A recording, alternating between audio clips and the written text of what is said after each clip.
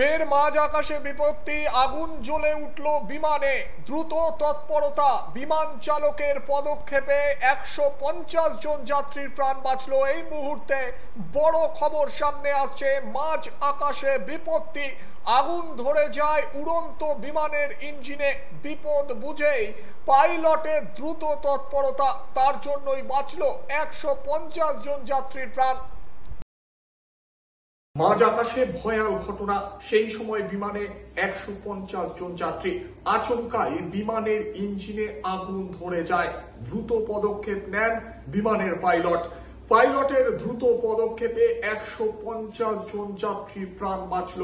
এই মুহূর্তে অত্যন্ত বড় খবর সামনে আসছে। আমেরিকা ইউনাইটেড এয়ারলাইন্সের একটি বিমানে এই দুর্ঘটনাটি ঘটেছে। জানা যাচ্ছে কার্যত ডেনভার আন্তর্জাতিক বিমানবন্দর থেকে উড়েছিল বিমানটি। UA2325 বিমানটি ডেনভার আন্তর্জাতিক বিমানবন্দর থেকে উড়েছিল। কিছুক্ষণ ওড়ার পর আচমকা বিমানের ইঞ্জিনে আগুন লেগে যায়।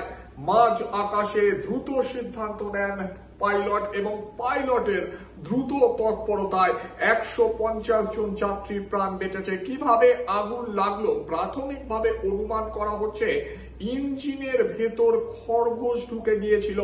প্লেনটি যখন এয়ারপোর্টে দাঁড়িয়েছিল ঠিক সেই সময় খরগোশ ঢুকে যায় ইঞ্জিনের ভেতর, এমনটাই প্রাথমিক অনুমান।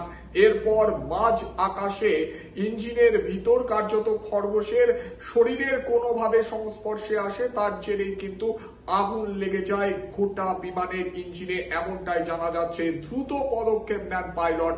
এরপর কার্যত বিমানটিকে ডেনভার বিমানবন্দরে এমার্জেন্সি ল্যান্ডিং করানো হয়।